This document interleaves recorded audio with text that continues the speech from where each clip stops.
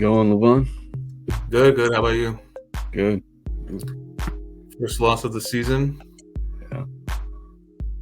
What were your thoughts about the game yesterday? It was rough. It was rough because they gave us hope that first half, and then it all came crashing down with injuries and getting beat up the way the Chargers beat up on teams the first two games. So that that wasn't great to watch. Yeah. But I did have a fun time because I went to a Chargers watch party in the OC Beach City Bolts at Tavern Bowl. That was a fun time. So shout out to them. Yeah. What about you? Yeah, obviously disappointing. You never want to lose. But losses are part of the game. Unfortunately, we're not going to go 17-0. Before the season started, we had said for 3-1 by bye week that should be good enough. We still have a chance to be 3-1, so I don't think it's time to panic yet. But just in general, Calvin Austin rips a huge touchdown second half. Herbert went out. I believe it was less than 7 minutes left in the third quarter. It was 10-10. Heineke came in, had a nice throw to McConkey, I think a dump off to Dobbins, and that was it because he was constantly being pressured. He only attempted 2 passes. He was constantly being pressured and sacked. And I think the offensive line, especially without Alt and Slater, is a disaster. Yeah. And there will be changes made, I think, because I don't expect Harbaugh and Roman, to just sit on their hands like Staley did and do nothing about this offensive line. But if Slater and Alt are out for an extended period of time, that's going to be a problem. 3 of our best offensive players really were out second half of that game. Yeah, and Joey Bosa went out too, and he's been, our best defensive player maybe. Yeah. Was there someone else injured too? I thought there was another person. Junior Colson didn't play. Junior didn't play. And okay, we saw that, what an impact he has. Yeah. We saw that he was missing. Deion Henley, he had 12 total tackles, which was incredible. Like, he was everywhere on the field yesterday, which I was really happy to see, given that Staley didn't give him the opportunity to show himself, last year. So I was happy to see Henley out there and performing. But yeah, Asante Samuel had a lot of mistakes. There was a play where Derwin kind of got tricked by Pickens. He went left, Pickens went right and was wide open. Could have been picked off. But stuff like that do happen. It's just Asante Samuel Jr., he's kind of been making mistakes like this for some time now. Will he be replaced? I don't know. I'd rather he improves instead of being replaced. I think replacing him doesn't do much this season because already the chemistry is being built. So they just got to improve him. And Palmer being out, they look good in the first half of the offense, and I don't know. Until Herbert got injured, they looked good. And of course, until Slater got injured too. But again, that run defense for the Steelers, one of the best run defenses in the league. I'm not worried about J.K. Dobbins. He's going to still, go beast mode against teams like the Chiefs and Broncos. Gus Edwards, though, had 3 carries, which I think surprised a lot of people. Is it time to give Kamani Vidal a shot or Vidal a shot? I don't know. Do you think it is? Well, I wanted us to stick with Gus and have that battering ram because that's what the Steelers did to us with Najee Harris. Just the big physical back, keep pounding him. Maybe he doesn't get a ton of yards, but then fourth quarter he breaks you down, and that's exactly what they did to us. And that's what we had been doing to other teams the first 2 games with Gus Edwards. So, we were talking about those prop bets, and we said, 10 carries for Gus Edwards, that's low, and do they know something we don't? Because only 3 carries for Gus seemed very strange. Very Yeah. strange because Uh, yeah. I don't honestly, there was a prop yesterday night for Sunday Night Football. It was Mahomes 19.5 rushing yards. Everybody had the over. He had 30. At the end of the game, he knelt 3 times. -5, -4, -4 Uh, yards. Finished with 17. So it uh, makes you question, like, what's going yeah, on, you know? yeah, But, I get the point, we gotta wear out the defenses. Harris, I think, had 18 carries, 70 yards rushing. I haven't seen that from Edwards yet. So he needs to do better than the 2.82 yards per carry that he's averaging. Um, and if we do give Vidal a chance and he comes out, all gas, no brakes, like we've seen him in the preseason, I don't know. Maybe we use Edwards as a goal line back and Vidal and Dobbins as the main backs. I don't know. Although I don't think he's going to out carry Dobbins. I think Dobbins was the RB1. But if he comes out and gives that spark, then Edwards could be the goal line back. yeah. I'm fine mixing Vidal in, but yeah, it seemed like the whole identity of this team was to punish teams, and you do that with a big physical back like Gus Edwards, and Yeah. we saw that against the Raiders. Even though Gus wasn't getting a ton of yardage, he broke them down in the fourth quarter. That opened up those big runs for J.K. Dobbins. Mhm. So, I don't know what's going on there. I don't know why you completely changed the game plan for the Steelers. Maybe because they're a big physical team and you want to try to go finesse, but that still doesn't make sense to me. Yeah. Yeah, I saw a lot of pass attempts yesterday from Herbert, which they were saying they're going to go run heavy. And we had said, this might be like a ploy to kind of, yeah, we're going to go run heavy, but no, we're going to actually throw the ball more. But maybe because the Steelers defense is so good, rushing defense wise, they, rather throw. I don't know. I don't know. They look good in the first half. And I was, watching and going, do we really need Joshua Palmer? Because, everyone was getting involved. Like even Fehoko got a catch or two. Johnston got that touchdown, which I'm very happy to see him, succeeding. Lab got a couple of catches. It was just moving very smoothly, the offense, until Herbert went out. And that's when, it just became a disaster. yeah. Well, that brings us to something we talked about last time. Should Herbert have even played this game? Yeah. He looked good in the pregame warmups. I saw the footage of him warming up. He looked good, but again, he's dealing with a high ankle sprain. I watched Stephania Bell on Fantasy Football Now say she's never seen a player come back so fast from a high ankle sprain before, and there's a reason for that. Mm-hmm. Look, I tweeted out, one of those fantasy doctors, and sometimes they're accurate, sometimes they're not. But he said there was a high chance of re-aggravating his injury by playing Justin Herbert. So do you play Herbert? And look what happened to him. Yeah. I mean, I think we knew that it was a high chance of him re-aggravating it. I mean, I don't know. We both said we wouldn't play him against the Steelers, save him for the Chiefs. Test came back negative, which is good. Well, X-rays, but they still have to do an X-rays. MRI, Yeah. which could reveal ligament damage. Yeah. So. And if it does, then what do you do? Do you roll with Heineke? What do you do? Because if Heineke is constantly being pressured and can't get a pass off, I mean, yeah, but do you want Herbert taking those hits though? Right. On a bad ankle, Exactly. Exactly. No, I mean, like, do you go out and trade for a quarterback? Like, I don't know, because if Heineke, let's say, gets out there and isn't able to throw the ball off quickly and is constantly taking hits, he's going to end up injured too. You know what I mean? And then we're ending up with Easton Stick again. So, well, we know Heineke can run. He was kind of thrown in there,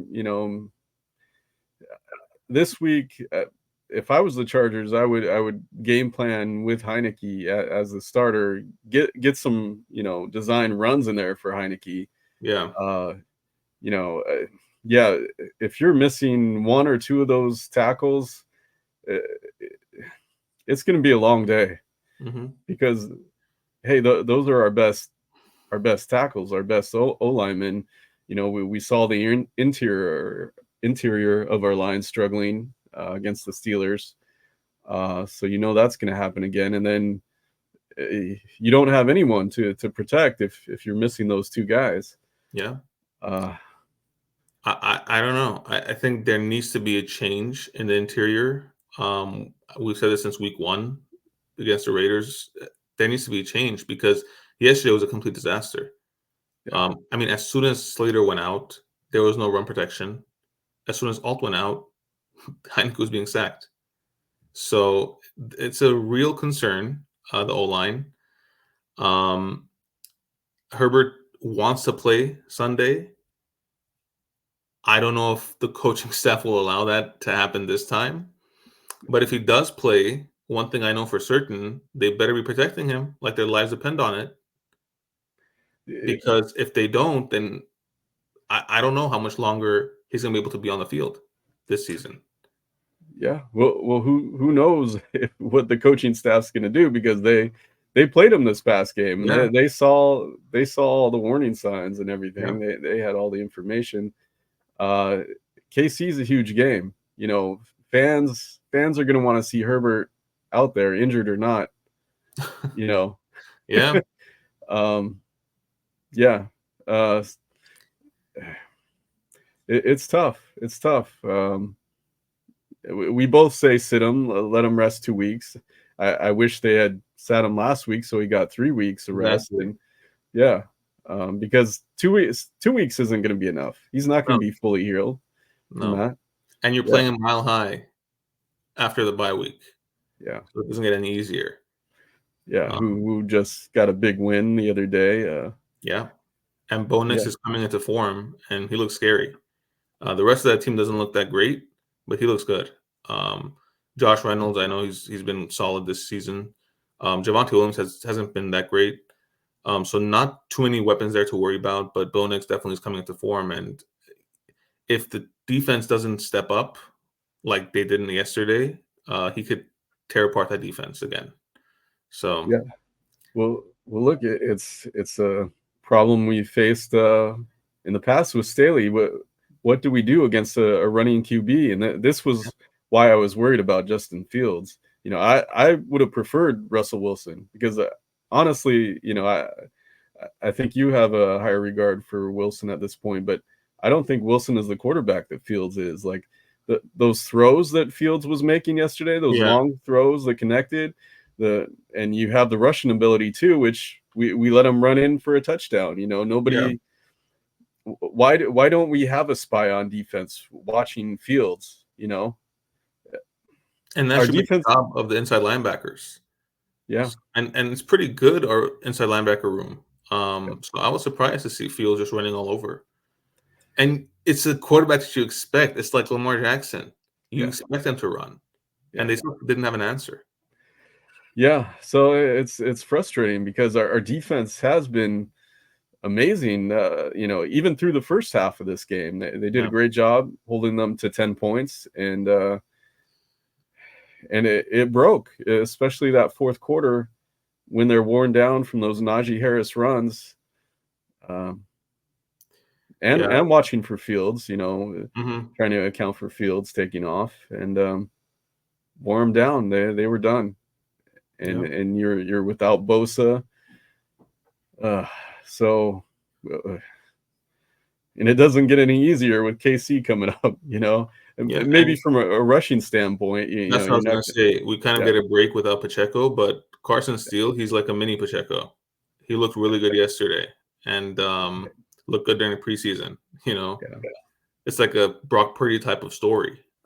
So he has something to prove. Um, yeah, I mean, we'll talk more about this on Thursday, but against the Chiefs, like Aloy Gilman always steps up against Patrick Mahomes. I want to see that again. They're going to want to get the ball to Rashee Rice. He's their new Travis Kelce, Rashee Rice. So they have to be able to contain Rice, put Fulton, whoever you guys think is going to lock down Rice, put him on.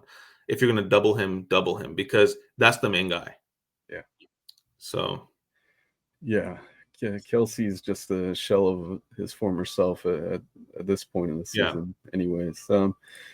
But that brings us to another thing we have to cut down on against KC. These penalties, they were bad against the Raiders, but they didn't kill us. But against the Steelers, what was it? At least 60 yards in penalties. That just it broke. That was the other thing that broke the team down. Besides the rushing, it's Derwin with the classic hit to the head again. That he just can't clean up, even though it happens to him every year. Mac, what did you think about that penalty roughing the passer on Mac for the one where he was shoved into field? He was shoved, yeah. I didn't understand that. I don't know how you're going to be able to control yourself. Yeah. It's like a 300-pound guy pushing you over. How are you going to stand straight when that's happening? Yeah. But there were other flags, like the Asante Samuel Jr., I believe, had a flag too. Like, these are penalties where it's inexcusable. You should not be getting these penalties. Derwin, I think, gets a little too excited at times and forgets that you can't go helmet to helmet. But it gets to a point where it's like, okay, we got to cut these down if we want to win games, especially on the road. Like you said, against the Raiders, we survived because that was at home, I think. Yeah. And that's why we survived. On the road, it's a completely different animal. And we saw the momentum just completely shift after that touchdown. After that touchdown already, the game was done. The Austin touchdown. Yeah. But yeah, it just seemed like after Herbert went out, after Slater went out, the game was done because the momentum just completely shifted toward the Steelers. And did Fields have a great game? Not really. Second half, he woke up. But that's all they needed, right? And that's why it's like, if I'm Heineke and if I'm the starter on Sunday, just be the game manager. Don't try and be the hero. Let Dobbins do his work because I think he'll have a much better game on Sunday than he did yesterday. Because, look, the Steelers' defense, rush defense, is ranked second right now in yards allowed. J.K. Dobbins, which is crazy, he leads the league in rush attempts per carry. I'm sorry, rush yards per carry. That means he leads over Lamar Jackson, over Anthony Richardson, all these running backs, quarterbacks. He's number one. So that's going to continue. He's at 7.4 currently yards per carry, and that was after facing the Steelers. So the schedule gets easier for him in terms of rush defenses. The Chiefs have a solid rush defense, but I think Dobbins will be able to break through, especially at home. But yeah, I want to see how that RB room looks in week 4. Are there any changes made? After the bye week, are we going to see changes made? Do they want to see Gus Edwards out for one more week before seeing if they should put in Vidal? I don't know. But it'll be interesting to see how that RB room looks because, like you said, his rush attempts were at 10. He only had 3. That's a pretty, big difference. So I don't know what's going on in their minds, but we'll see sooner than later. Yeah, I mean, what would you do? Would you take Gus Edwards out? I mean, because that seems like it's part of our identity. Punishing football. Yeah, you remove him, you remove the physical element on the offensive side. Yeah. Now we're becoming a finesse team again, and you're losing that identity. I think the difference between this year's RB room and last year's, as much as I was a fan of Austin Eckler, just rushing wise, he wasn't getting many yards per carry. This year, Dobbins is explosive and he's getting those rush yards per carry. Edwards, career-wise, really hasn't been that great when it comes to yards per carry, but he's been great when it comes to goal line touches.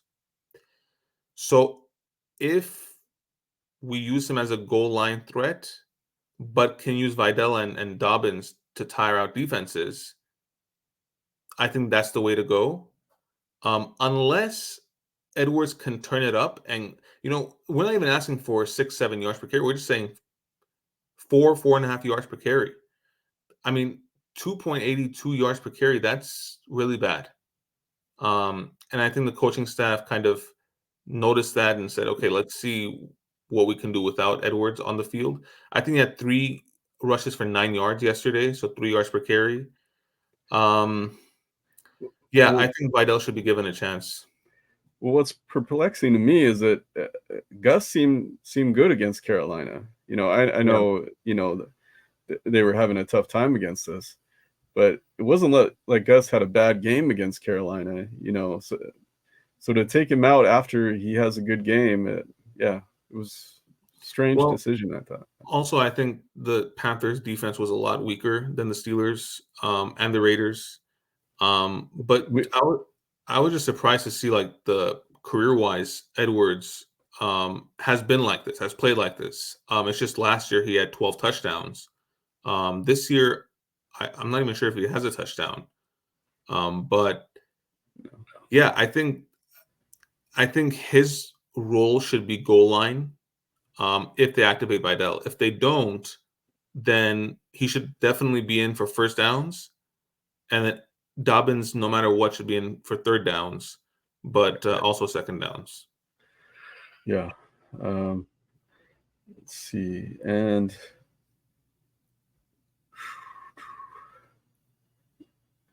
is it time to panic yet? A lot of Chargers fans online are panicking. Same old Chargers. The injuries are hitting us again. It's like, the season's over already at 2-1.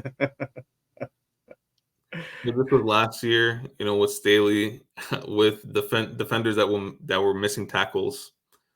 Yeah, there could be an argument that it's time to panic. Right now, with Harbaugh at the helm, I don't see any reason to panic. We didn't really think that they were going to go 4-0 before the bye week. I mean, there was going to be one loss there. Again, no one's going to finish 17-0.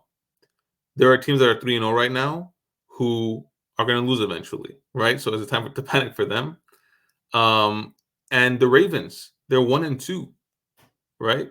There are teams that are in worse positions than us who were playoff teams last year. So I don't think it's time to panic. Yes, injuries are a concern, always are, especially for this team, knowing the history of the team. The biggest injury concerns for me are Alt, Slater, and Herbert. Yeah. People were saying we should trade Bosa. We shouldn't have re-signed him, this and that. Bosa took a pay cut, and I completely respect that. So no, I don't think we should trade him or cut him or any of that nonsense. He should stay. He'll be healthy. He gets injured often, yes, but I think he'll be back this year. I'm not even sure what the injury was yesterday, but he took a pay cut. Okay, so he's saving us money. So I don't think they should cut him at all. So no, I don't think it's time to panic. If we lose Sunday, we lose in Denver, then I'd say, okay, it's time to panic. But until then, I don't think it's time to panic. Yeah, I believe it was a hip injury for Bosa, and we've seen him be a difference maker already early in this season when he's out there.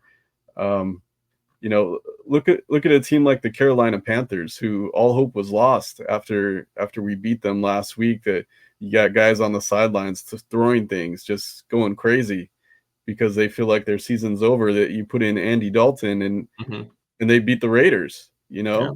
They didn't they whooped them. They whooped them. They whooped them. Blowout.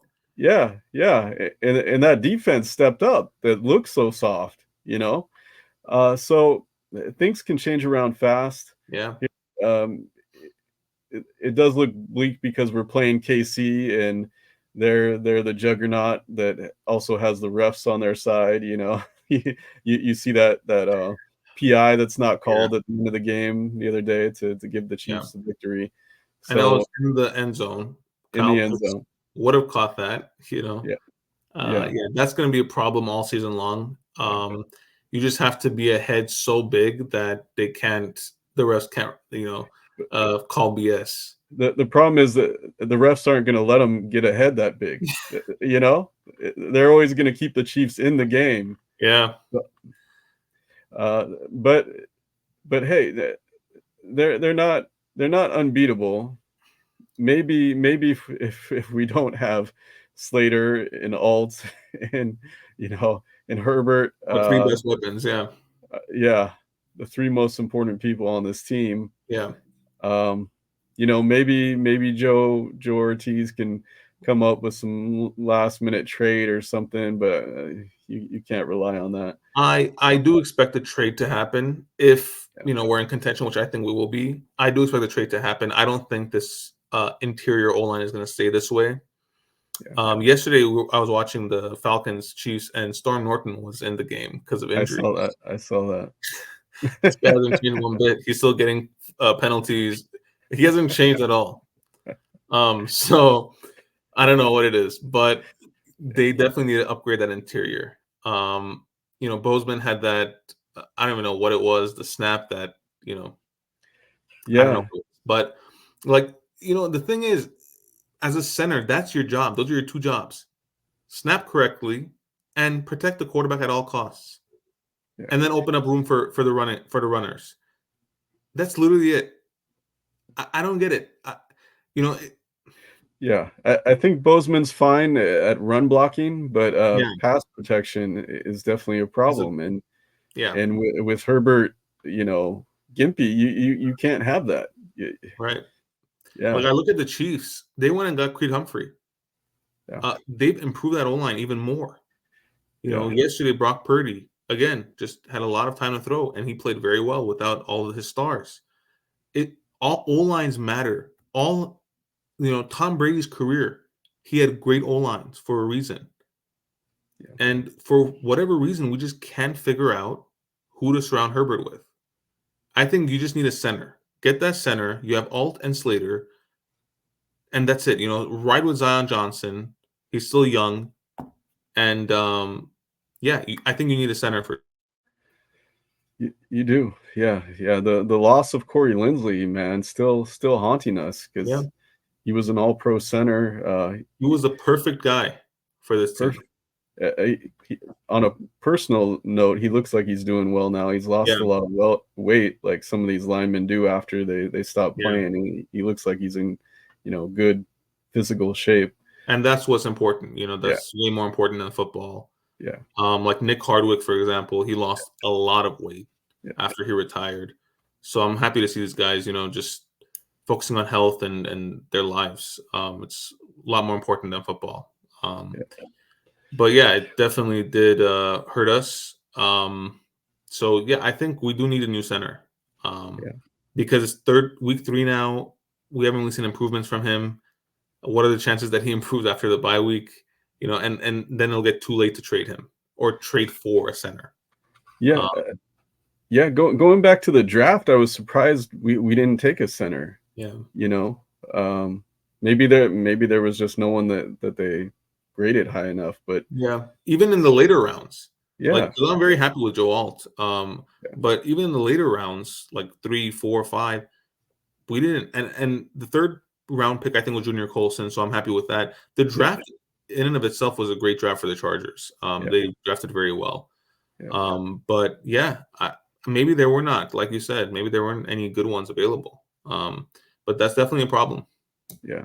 If there's anything to panic about, I think it's that, and injuries to the O-line and Herbert, but not because we're 2-1. And I think that's what people are panicking about because of the loss. I think, again, we're not going to win every game. So if we win against the Chiefs, we're right back to where we wanted to be, which is 3-1 before the bye. So, the Joe Alt injury, I don't think I'm too concerned about. It was an ankle injury. I'm hearing he may be able to play against KC. The one I'm more concerned about is Slater, because it's his pec, and we know he tore his pec before it was out the whole season. So yeah, and then if Slater's out for an extended period of time, do you move Alt back to left tackle to to give Herbert more protection maybe, and slide someone else over to right tackle? Yeah, I mean, the problem is, guys like Crosby and Watt, they're on the right. So, I think either way, you're not only gonna have to make one trade, you're gonna have to make multiple trades. If they're serious about contending this season, because I think that the coaching staff coming into the season, it was more of a rebuild type of year. But maybe because we started off 2-1, they might say, okay, no, let's go in on this season. So yeah, I think they do need to make some changes. Like, because of the pec injury, that is a concern. So whether you move all to the left or the right, you gotta replace them with something there. Either a new right tackle, a new left tackle, but definitely a new center. So some adjustments need to be made for sure. They have pieces to trade. They have picks to trade. So let's see what this new GM does. No more Telesco. So let's see.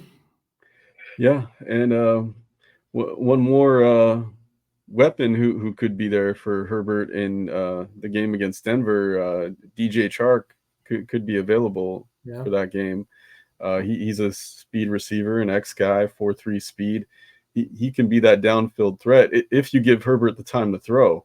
If Herbert's healthy and you give him the time, he can be that threat we've missed since the days of like Tyrone Johnson. Yeah.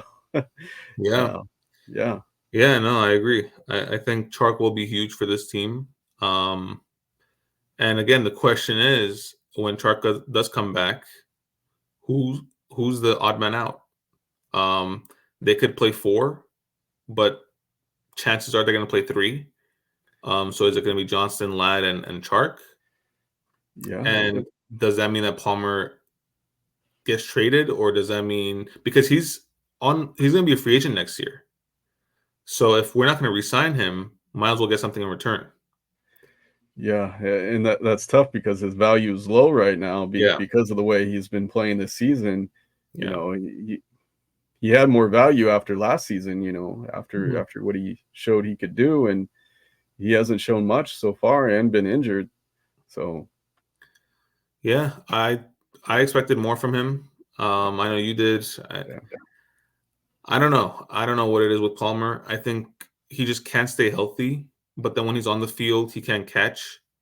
So I don't know. I think that should be something to discuss later in the season. Should they trade him? Because if he's not going to resign, what's the point of keeping him? Yeah. But I am happy with QJ. Like you were saying, that was a big touchdown from him. 2 big games in a row now for him. They didn't go to him in the second half, but there was the quarterbacks weren't given time to throw. Second half, the only person that caught a pass was from the receivers was Ladd. That was it. And that was a great pass by Heineke. It was. I was impressed. I was impressed with that. It's just unfortunate that he didn't get a bigger opportunity. It was just frustrating. And it's like last year, it was like deja vu again, that we don't have protection. Man, because he had a chance there to prove himself, and he's just constantly on the ground. Yeah, that was rough. And you think maybe you just got to tell Heineke, hey man, like, don't stand in the pocket long. Like you got to get out there and run, like we've seen you can do. Yeah. But yeah, tough game, tough loss. But the season isn't over yet. It's a long season. No, it's not over. I don't think it's gonna be over until we're 2 games below 500. I don't think it's gonna be over. And I say that because we have a 3-game homestand. I believe it's week 10, 11, 12. So those should be wins. They're not easy games, but they should be wins because they're at home. It's not look. It's a tough schedule for us. We play the Ravens, Bengals, Saints in Kansas City, in Arizona. It's not an easy schedule at all. But we've seen teams like the Saints fold, like yesterday. Again, same story with Derek Carr. You pressure him, he folds. We got to do that when we play the Saints. So these are winnable games. I'm not going to say every single one is going to be a win, but if we get the majority of them, I think we'll be in good hands. Yeah. Let's see what happens next week, and we'll talk about that on Thursday. Yeah. Don't forget to smash that like button and subscribe. Send us your questions too. We love to answer anything you have, and don't forget to use promo code BOLT on Underdog Fantasy. They'll match up to $1,000. So definitely check that out. Any last thoughts, Levon? No, just don't panic. Yeah. There's a long season to go. It's only week 3. Don't panic. Don't panic yet, man. All right. Peace. See ya.